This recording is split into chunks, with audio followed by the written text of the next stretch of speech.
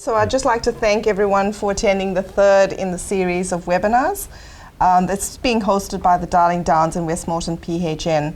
And I'd like to start by acknowledging Australia's Aboriginal peoples as the custodians of the many lands on which we all meet today, and pay our respect and recognise their unique cultures and customs, and honour their elders past, present and emerging. I'm Tanusha Ramalu, and I'm the GPLO for Westmoreton. I've got Dr. Ian Shellshear with me, who'll be leading us through the series. And I guess I was saying, you've had many, many years, almost a lifetime in the space. And I think, as you've said before, a lot of us don't get any training in this area. Including me when I was in training. Okay, yes. So I'd just like to recap. We've spoken about the neurodevelopmental assessment and really a methodical approach for GPs to take to a child presenting with any behavioral developmental issues. And we've also looked at some important behavioral techniques that we can share with our patients, but also just for us to be aware of, that we could share with teachers, carers, and also the child themselves, and also ways in which we could actually engage those children in these behavioral techniques. And I just want to remind everybody that these videos have been put up on the PHN website, so you're happy to watch it again or share it with your colleagues. But today, Ian, we're really going to talk about the next stage, which is really the differential diagnosis in this space. And I suppose, from a general practice, primary care perspective, that's something, again, that we really struggle to have a methodical approach towards. And also, how do we access all these resources and support general practice to try and really manage as much as we can within that primary care setting before we actually do a referral? Right, yep. A mouthful, sorry. So I might hand over to you now, Ian, just to talk us through this important next stage.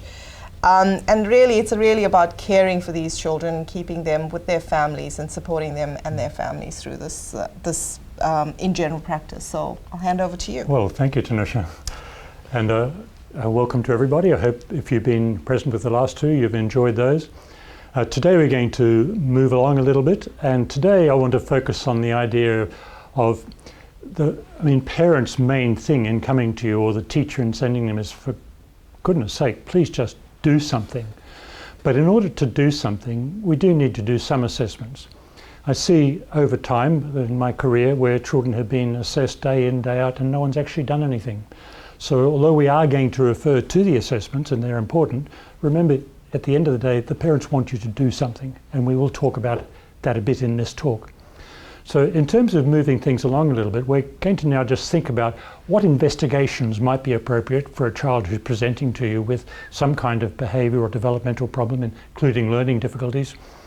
And we're going to structure this a little bit along the lines of the first talk, where we looked at taking a history according to medical or developmental or social emotional issues. So medical investigations, what might be appropriate?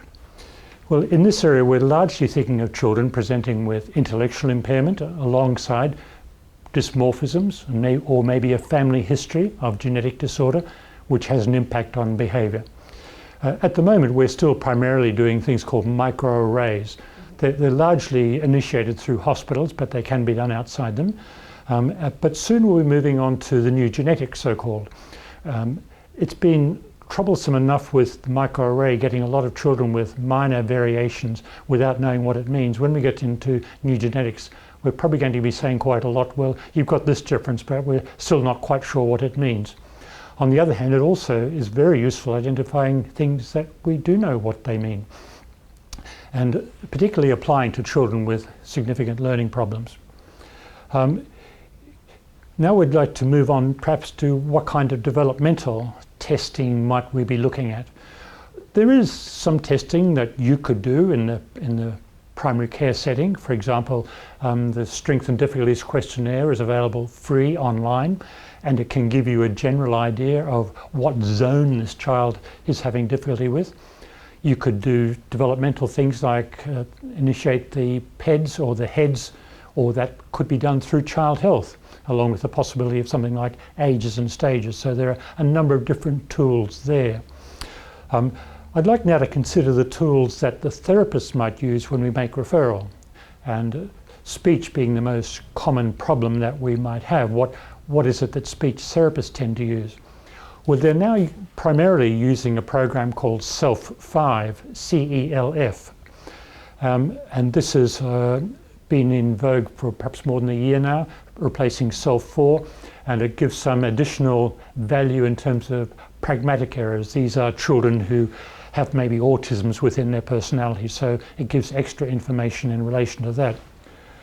When I'm saying a speech therapist is likely to use this, I have to point out that any of the therapists we discuss are likely to have been trained in a particular tool, be very familiar with it, and be able to use it very well. So they won't be switching from one tool to another just because a new one's arrived. They may be more effective with the tool that they already had. So while we'll be talking about a few today, it may not necessarily be the ones that any particular therapist chooses to use in investigating it. But that speech investigation can be very useful at defining what area of dysfunction a child might have, particularly in terms of developmental difficulties. Well, what about occupational therapy? There are a number of tools that they might use. For example, we would be very keen that they use sensory profiling, since most of the children we see with learning and behavioural difficulties do have altered sensory system in terms of often being overactivated.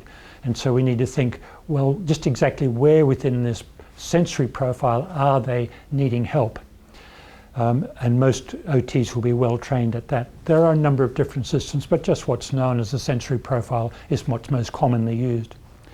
They might use motor scales, and they and physiotherapists are both likely to use BOT2, which looks at some fine motor skills in addition to more gross motor skills. They might use things to do with handwriting for children who have handwriting difficulty. So there's a number of different tools that they might use depending on exactly where they're going to. They might look at visual motor integration, and there's a test that's been around for a while called the Beery VMI, which gives you a good association between their motor function and its connection to their visual system. And we have a number of children where there's a bit of a disconnect in that area, so worth finding out.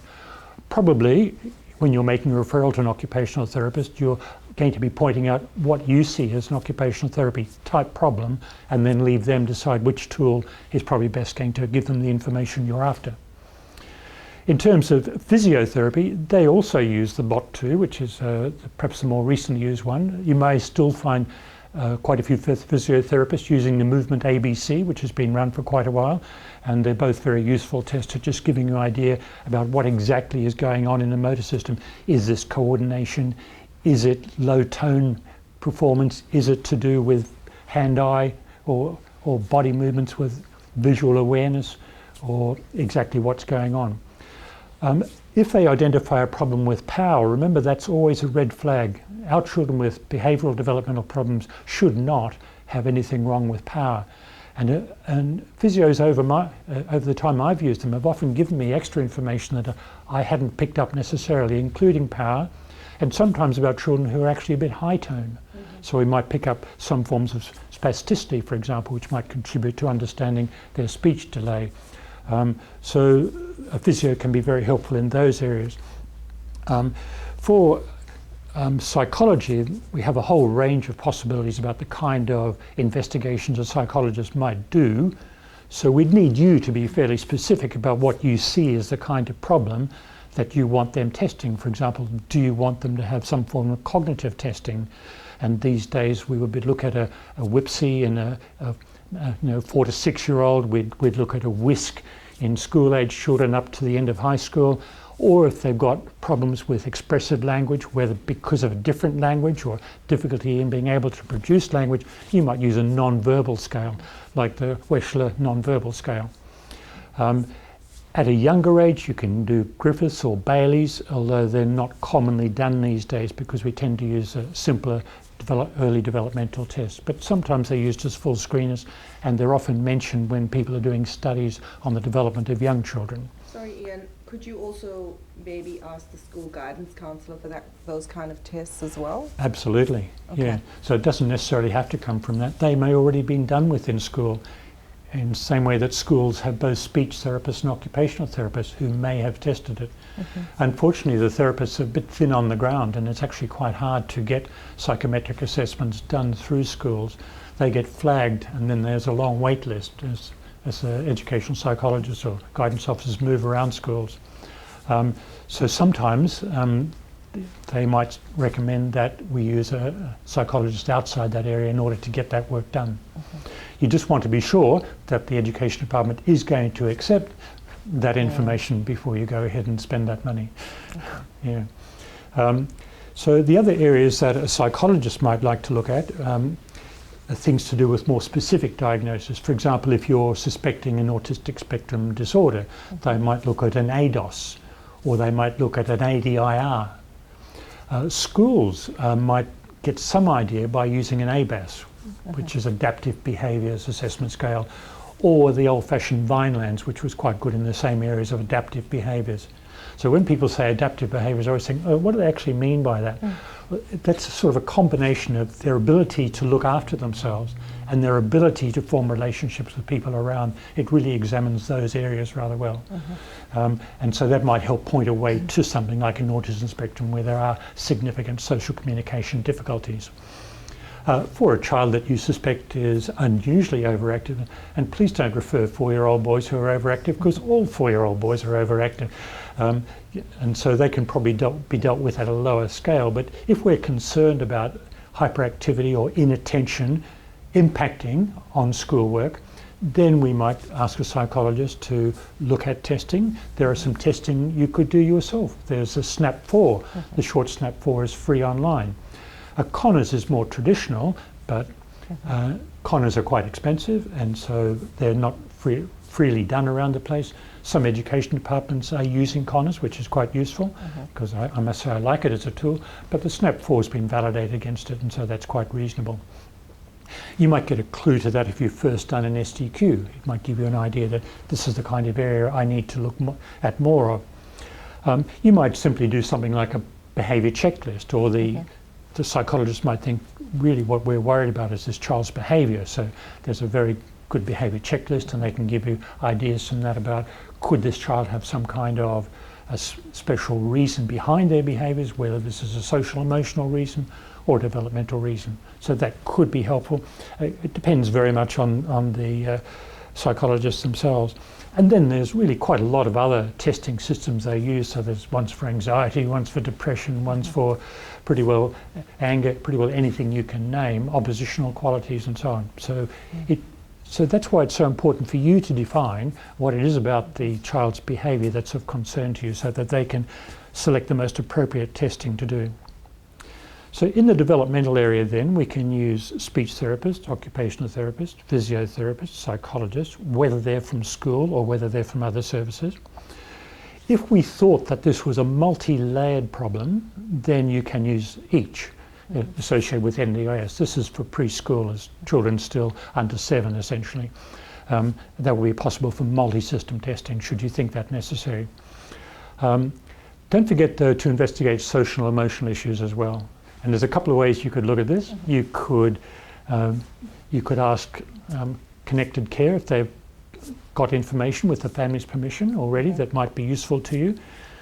Some families have non-government agencies visiting, like Mission Australia. I almost said Mission Impossible, didn't I? And sometimes it is for them.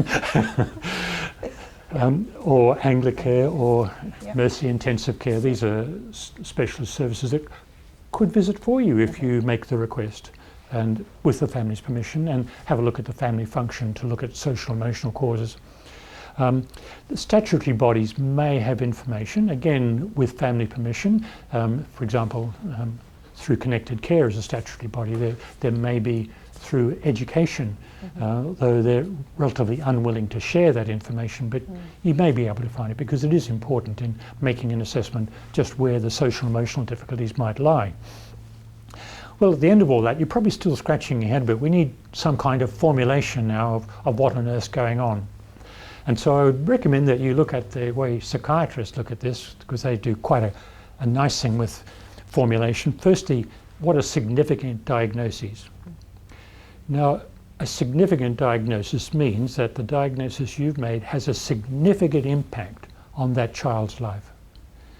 So sometimes, for example, we see children coming in, I think this child's got autism because they line trucks up. Sorry, that does not make autism. you have got to have significant criteria in each of the areas of function, significant difficulties, to say overall this is a significant problem, not just a variation of normal. Because we all have little differences, don't we? My wife sometimes accuses me of having a little ADHD, and of course that couldn't possibly be right, but and we all sometimes think that perhaps we're a little autistic because we're sitting at the table lining pages up together. None of that makes such things. These are normal human behaviours. So you have to differentiate between symptomatology that produces a significant effect on the child's function for learning or for life before you start to tick boxes off. So significant diagnosis would include those things that have come through by your history taking, by your examination, and by looking at these results you've got. At the end of that, you may not be able to make or not be confident to make a diagnosis, in which case you would then refer on to someone you might think able to make that diagnosis. And we would generally recommend that these kind of diagnoses be formally made through medicine rather than through allied health, although allied health are a tremendous help in pointing us in the right direction. So the formulation then, significant diagnosis. And then the next point it asks is, well, what's the severity of these diagnoses on the child's function? Because that helps us guide us as to what level of intervention we're then going to do. And we'll take you through that in a moment, the so-called tiers of intervention. So what are those severities that are impacting on this child's life? And then you might look at comorbidities. So what else might the child have that could possibly have a role to play, but not a significant diagnosis for the behaviours as far as we can see? And for example, constipation is a very common comorbidity that we see. There may be growth issues or some other things that are a consideration. And then we'd be wanting to look at, well, what are the environmental strengths and weaknesses? From a paediatrician's point of view, this is often where we have a lack of information. We really appreciate your help in your letters to us in telling us what you believe the environmental strengths and weaknesses are so that we can help guide this family. So that may be informed by your knowledge of the family. It might be informed through the non-government agencies we mentioned or through the involvement of statutory bodies in the past. But that kind of information is very helpful to us. So now we have some kind of formulation, and just emphasizing again that, you know, one canary doesn't make a flock. You have to have significant areas in each of the diagnoses. The sorts of diagnoses that we commonly make would be things along ADHD, an autism spectrum disorder, an oppositional defiant disorder, a depressive condition, chronic anxiety, would be common things. Intellectual impairment, a very significant one. So these will be the diagnoses we're looking at establishing.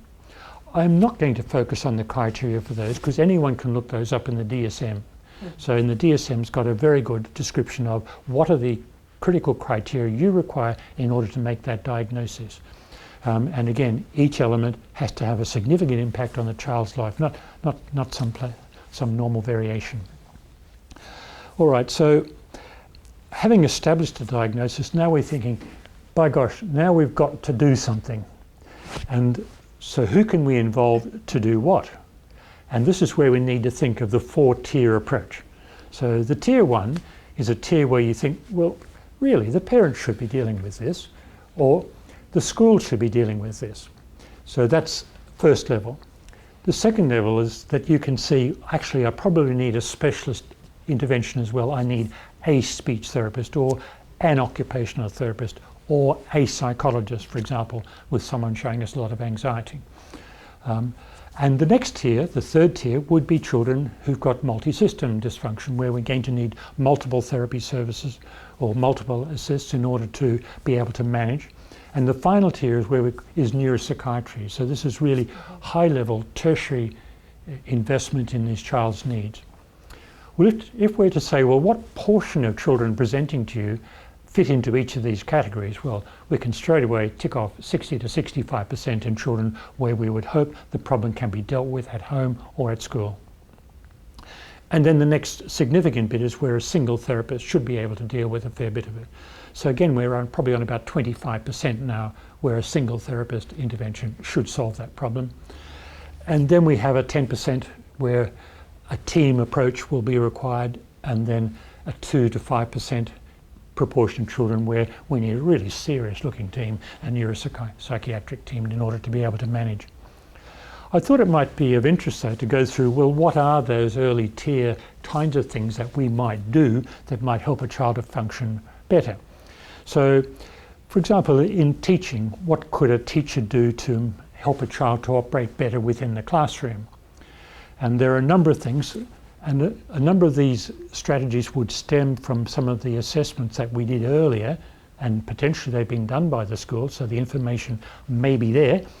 For example, a child needs to be in the right mood to learn. That sounds pretty silly and pretty basic, but it's true. So a child who's just arrived at school without having had breakfast from fighting parents will not be in a mental state to learn. Even children who've been tearing madly around the playground, and I suppose I'm mainly referring to boys here, if they go straight from that into the classroom, their brains will not be ready to learn. So you have to do some kind of settling thing. For the children who have specialist needs that we're more addressing today, there are slightly more upmarket things that you could do. Things we call, for example, sensory motor circuits. And these are widely used in some areas. Where I last worked in the UK, pretty well every school ran sensory motor circuits every morning. So following a child arriving at school, there might be considerations of nutrition and fluids. And then there would be a 10-minute exercise sequence, only 10 minutes. 3 minutes of which is what we call an activating activity, which is to take your brain out of whatever you're musing over. And so generally that will be bouncing, spinning, hopping, movements like that. And then you will need to have an organizing phase to take the brain from those wild thoughts and activities into something a bit more organized. That might be throwing things into a basket, it might be heel-toe walking, some kind of organized activity like that. And then the last phase, and you will perish if you don't do this, is a calming phase. So the last 3 minutes is a calming phase, and that can be, usually involves pressure. There's lots of interesting things you could do with that. You could, for young children, you could give them a heavy shoulder massage. For older kids, they could do some push-ups, or you could roll them up inside a mat so that they're really snug and tight, or you could have them do something to do with weights. So those 3 segments will generally give a child about an hour and a half of relative calmness compared to their pre-existing state, although it may then relapse and you may need to repeat it at lunchtime if you find it effective. For each child there might be different things. I, for example, commonly say to parents, well, why don't you start the process? At home, why don't you get them doing some hopping or bouncing on the trampoline for 5 minutes, and then walk as far as you can to school as an organizing task, and as a calming task to have a heavy backpack and chew gum, though you have to take the gum out of their mouth before they enter the school gates. So just that kind of activity might help them arrive at school in a better state to function. How they sit, where they sit, so they're not being distracted, might be informed by your sensory profiling. They don't want to be sitting where other children might brush them if they're centrally activated. You don't want them sitting where they're going to see lots of people passing by, because they'll be distracted by that. For most children, the oversaturated classroom wall is not as good as a desaturated classroom wall. They'll generally be calmer, less distractible if you have a calmer sort of atmosphere like that. So initially we're thinking of relaxation and comfort. And not everyone's comfortable in the same kind of chair. Some children might be more comfortable sitting in a beanbag. Some may be more comfortable on a hard chair. They're probably not many. A lot of children are a lot more comfortable if they've got a very snug chair with a good cushion they sink into an armrest. They're able to stay calm and stay focused a lot longer. Or you could add things to it, like you could add a lap weight, or you can put a move and sit cushion under their bottom so they can squidge on that and satisfy their need to move rather than fighting it. If I say to you, sit still, how many times have I told you, just sit still, then you're going, sit still, sit still, sit still, and you're not listening to any of the lesson. So what I have to do is solve it, not block it. So using these occupational therapy design things like move and sit cushions, lap weights, wrist weights, there's quite a range of them, Not quite as keen on fidget devices, which on the whole can be used as missiles as well. So some kind of calming arrangement that's there for comfort. You have to be cognizant of the child's learning style. So in general terms, boys will learn better if they can get their hands into it and there's something very visual about it. And on the whole, girls will learn better through auditory communication. But it's not as pure as that, and you know that. There are plenty of girls who are very hands-on visual and there are boys who are auditory. But it's just working out the learning style of the children you're trying to deal with. So for a child who's dysregulated, understanding their learning style could make a big difference to how much they will engage with you. So being aware of that beforehand. Rhythm is a really useful thing for most people, and I know there are some areas in Northern Territory, for example, it's pretty normal to have some background quiet music. And so having something nice and rhythmic helps settle the brain. If it's too slow, then you're going to fall asleep. If it's too fast, you're going to be dancing. So usually a pace between about 40 and 70, depending on the age of the child. The younger, the bit faster, to help settle. But it's experimental. For some, the noise will be too much. But on the whole, the rhythm is a good learning background. It will help the memory of the task you're doing as well, as we talked about last week. So you could use time sequences to help a child be regulated. You could make sure that they're closely timetabled. First do that, then do that, then do that. And you're building in lots of little breaks. So if you know a child's struggling, then just giving them a 5 or 10 minute, then a little mental break. Maybe it's drawing, colouring in, and then another bit of work. Then they'll achieve more by the end of the day than if you try and make them stay on task when they just become dysregulated. So these are things that could apply for homework, they could apply within the classroom as well, for children staying regulated. So there is a thing called the rule of threes, which you're probably well aware of. Winston Churchill's been sort of made famous for the rule of threes, but I've got to say that people in ancient Greece used it, so we can't really put it down to Winnie. So the rule of threes is about what our brains can take on board at any one moment. So we can generally take 3 facts on, and then we need to assimilate it with our other information, and then we can move on. If you're giving someone 20 points of information like I'm giving you today, then I don't expect you to retain all of that, which is why we then have written and other ways of going back to that data and collecting it.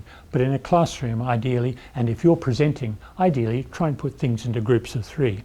Just as I put that little set of 3 things within the sort of preparation and comfort of a child. So the next big consideration is brain space, because we can only cope with so much.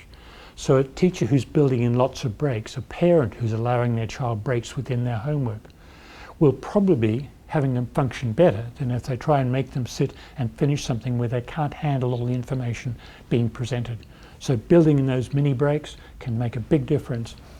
Brain space is also people not putting pressure on you. We mentioned last week about someone coming up in your face saying, come on, get on with it, how many times have I told you? Which is, of course, immediately activating their sensory system, making them completely unable to settle, unable to get their brain into gear. So space is also giving them their space of not forcing eye contact, not forcing your presence by aggressive approaches, by staying calm yourself. These are things that help. It's quite good to have outlines. So if you want to learn something well, firstly, chunk it down into pieces you can manage. Secondly, just do that once with the details, or maybe twice. The next day you go over the outline. You don't go over the detail, just the outline. Your brain already has the detail probably, but what it loses is the outline. So the next day, revise the outline, and that can be quite useful. So it can also be helpful at retrieving information to play the same music you played while they were learning it. So it can be so music can be helpful in that way. We talked last week about actually being positive about music, proactive, that is, by putting information to be remembered within songs. Or you can use the old Greek loci method, which is to have a little story that's always the same, and that you attach pieces of information to various points within that story so you can remember the sequence of events. And for children, a very big thing is engagement. That is, Fred is interested only in engines, so let's use engines to teach him. Let's do mathematics on how much fuel an engine might need. We might look at how many bolts does it need. Or you could use Thomas the Tank Engine to do handwriting. You could draw things, or you could build numbers or letters with the outline. So we can use a child's interest to engage them and make them want to learn, because you can give them more information if you can attach that learning task to something they're already familiar with, and it's much easier to retrieve it later on. So one of the other important tools, and this is now for more the children we're talking about who've got some kind of need level of intervention, and this is errorless teaching. This is a method of teaching where once you've explained something clearly, in a way you expect to be interested to the child, then you only respond to what's done correctly. So you talk about how that's done, why it's correct, what mechanism they use to make it happen, and then you move on to the next person. If they've missed important information or got it wrong, there's no need to discuss that at all. It's about reinforcing and strengthening their success, because you know you modelled it first. You could go to someone nearby who's done that little piece correctly and say, oh yeah, that's right, because you've done that and that and that. So you're teaching back here as well, but without putting that child down. Because a lot of children who come to you with behaviour learning problems are already of low self-esteem. They've already lost courage in the classroom, and by pointing out their errors, we're only making them less likely to want to try. So we're really encouraging them to participate and have a go, knowing that they won't be criticised if they do. There's these other tricks that we tend to use in adults, not so much used in childhood, such as alliteration. So in poems we can make similar sounding things, helps remember them. We can use acronyms, the outlines of things attached to labels, but I've got a radiology book. It's 1,300 pages long, fabulous book. On every page there's 3 acronyms. There's no chance I've got remembering 6,000 acronyms. It's just not on, so they can be silly. So you have to keep them pruned and keep them sensible to your requirements. So for speech and communication, we might focus on reading. Reading is such an important tool. It's where parents model speaking, where they show it in action in written words.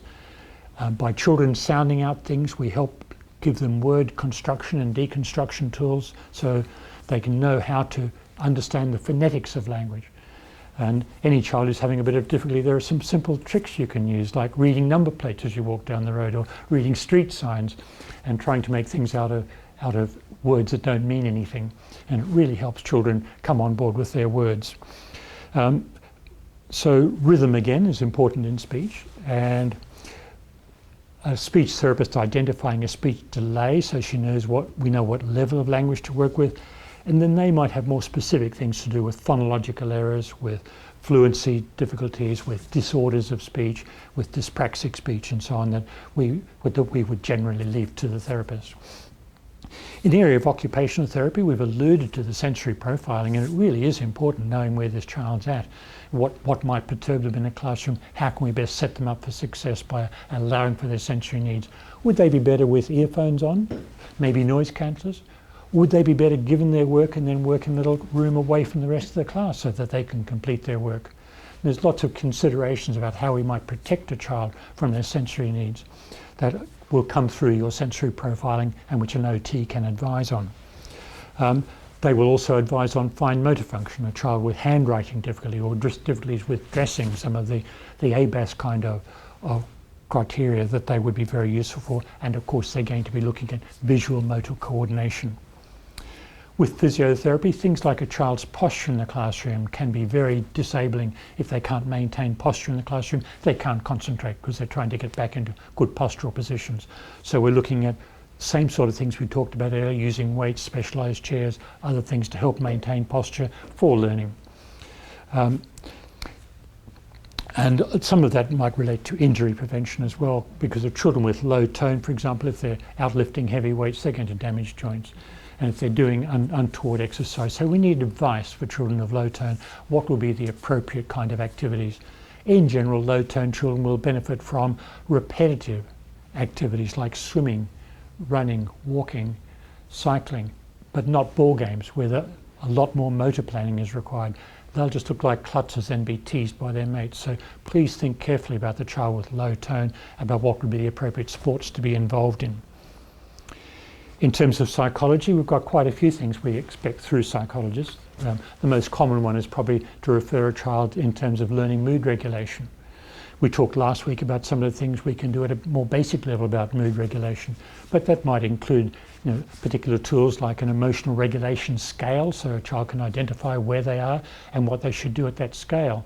There are some quite good scales around, and these are generally, we print them out for the child, we put them on in their bag that's in laminated, we put them on their wall at home so they know if I'm feeling a bit irritable, then I need to shut down for a minute. Or if they're feeling more so, we might give them escape routes. So we might allow them to stand up and walk out of a classroom to somewhere that's safe, that we recognise as okay, where they can settle down and then come back when they feel all right. Better that than they become dysregulated and suddenly destroy the classroom. Because one thing is, children don't have emotional blow-ups out of the blue. Any child having emotional blow-ups is already struggling before they crack up. So what might have happened is the straw that broke the camel's back, and that was a child who was already significantly dysregulated. So what we need to do is allow them to escape routes, allow them to sit under the desk if that's what they want until they feel better. But we simply don't say anything. Just let them get up when they feel fine and say, nice to have you back.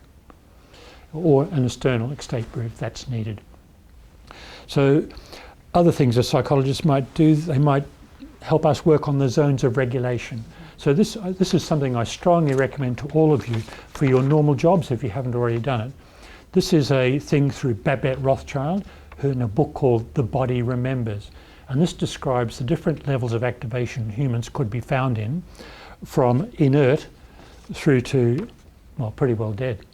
And what are the criteria, the physical criteria and the physiological things that we could see that might help us alert us to exactly where this person is now? Because I don't know how often it's happened to you where you've said something you thought quite innocuous and you've suddenly had this really strange or rough reaction to it. Well, that person probably wasn't all right. And if we really understand these zones of regulation well, and at the bottom of this wonderful chart, what to do about it, we can circulate this to you after this webinar if that's what you wish. So, through psychology then, we might also be able to set the correct targets. So for example, with a child with learning disability, we know that we need to set them appropriate targets for their learning level.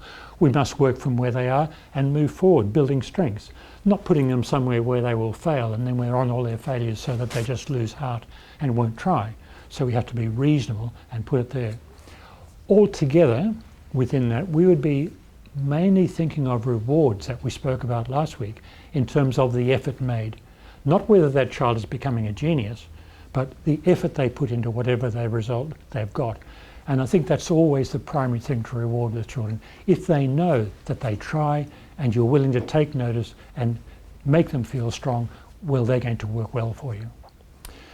So I've covered a number of areas there. There's quite a few different areas that we could additionally look at. And I might wonder whether, Tanusha, you've got some questions you want to ask at this stage, and then I might ask the audience whether you would like to send in some requests for questions in relation to things we've talked about, because we've just scratched the surface, really. Okay. Maybe I'll just get, and Tony, if you don't mind having a look at whether we've got any questions. But thank you, Ian. It was incredibly informative and engaging. And I guess from my perspective, it's actually understanding those tiers, because there's some things, I was hoping you'd bring in your lap toys, those heavy weighted toys that are in your clinic room. But those are some things that GPs could maybe suggest the parent do. You know, if it's a fidgety child, or you know, they can identify how their child sits when they watch TV or. Absolutely. And I do recommend that if you're interested in children, you have a bit of that you go to this website and look up the non-medication approach to ADHD, where 23 different strategies are offered to help a child be settled rather than before you would start thinking of medication.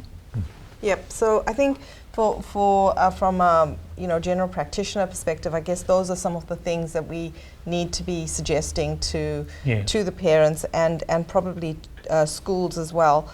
But the other thing, I suppose, from a psychology perspective and from a general practice perspective, is things that actually we could utilize, like GPMPs, which are GP management plans, and also mental health treatment plans. to actually access some of these services for our children, which actually Medicare does actually subsidize. Yes, because there's the two phases. There's the assessment phase, but then, for goodness sake, don't leave it at that. We need to do something. So we need to take that, perhaps use that same psychologist who did the assessment so that she'll be understanding these child's needs, and then to take it through that next phase using the mental health care plans, yes. Yep. So I thought I wanted to highlight those two things. And the other thing, I suppose, Ian, you're aware that from a PHN perspective, we've got a lot of services, etc., for psychology, for complex, children with complex needs, etc., that actually can actually supplement some of the Medicare mental health treatment sessions as well. Yes, because it's a kind of a sad reality that the majority of our population needing help is that least likely to be able to afford therapists without help. Yeah, and again, I also just wanted to, when we spoke about all those assessment tools, the SELF, the BOT2, the BERI, it's really about extracting, often when you get a report, like, a cognitive assessment for GP, to be honest. And it's got 5 domains, and they've each got a reading and think, what on earth does that mean? Well, I find it quite simple. I pick up the telephone and I ask the psychologist, what does this mean? So, although by now I should have a bit of an idea. And I think the other thing that we struggle with from a general practice perspective is what you spoke about, function. Because an organization like EACH, or where we can access early childhood, early intervention, they're really interested in how is this affecting how the child functions. Yes. So, I think important, the things that you brought up in terms of dressing or communicating, expressive language, all of those things, I think at a primary care level we should be pointing those out so that we can actually refer then on to services like EACH, who can actually then help that child actually get some treatment or management in place. Yes, or even just recommending to parents, please sing lots of songs. Yep. Songs, nursery rhymes are a wonderful way to remember words. You can access words in your memory far better on a rhythm, as we've spoken a bit about. So if a child's singing with the family, if the family's reading with them, explaining what they're reading and what it's about, getting them to have a crack at various words, just to sounding out, it doesn't matter whether they get it right or not, but just practicing sounding out things. This makes a huge difference. Teachers can generally recognize the children who are doing these things at home. These are things that are really not learnt just sitting on electronics. That was my next question.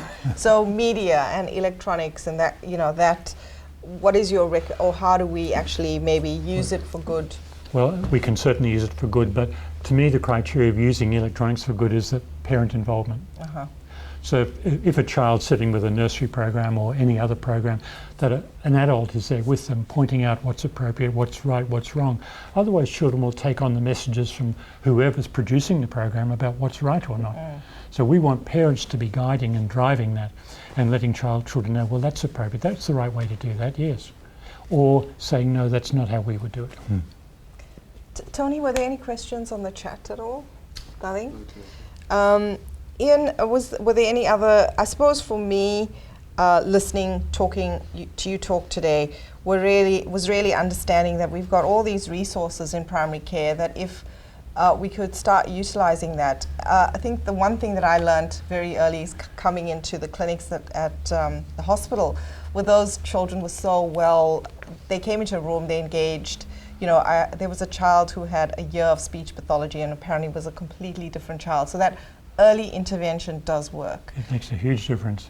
Absolutely right, yeah. So And getting children involved with programs where you're detecting early developmental problems, recognizing things like good expressive language, but poor receptive language is quite bad.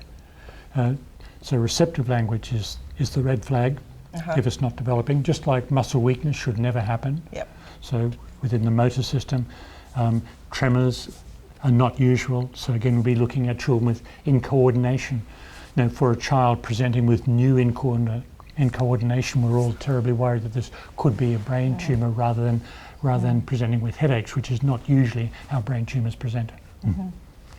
And I think the other, sorry, I've lost it, but I had another point that I was going to make following on that, in terms of the fact that early intervention does work.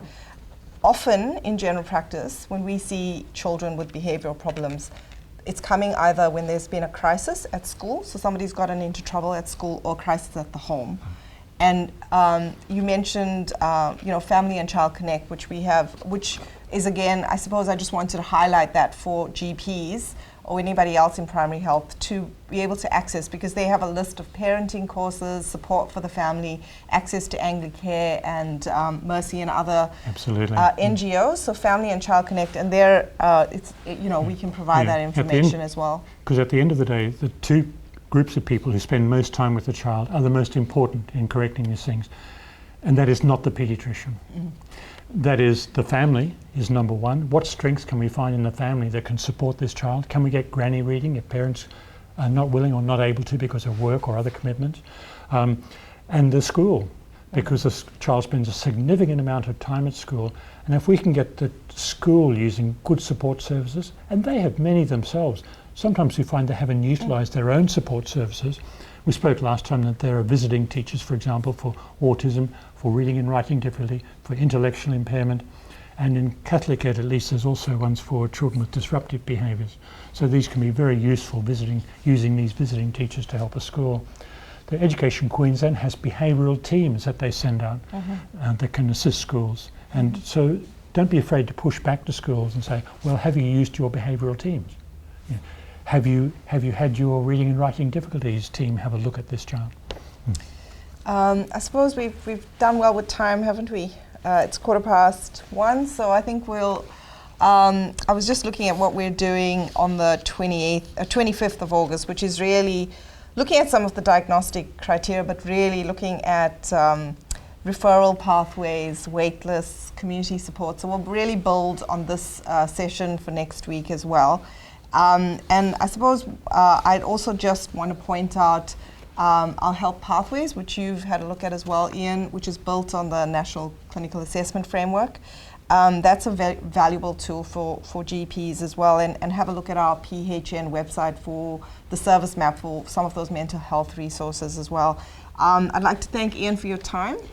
Okay, thank you, Tanusha. One of the things I hoped evolving as a result of these talks is that actually behaviour and developmental problems is quite an interesting area of child function.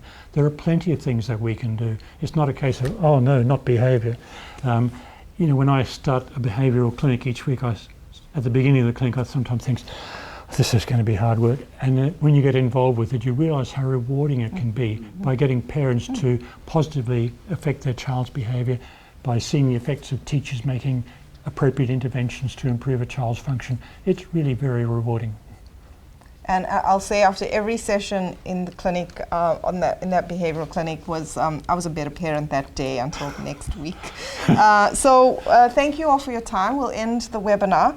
And again, we'll have the video up on our PHN website. And if you have any questions, please email us, and I'll pass that on to Ian. And I will be sending out a survey as well, just to get some feedback on these sessions. Thank you all for your time. Thank you.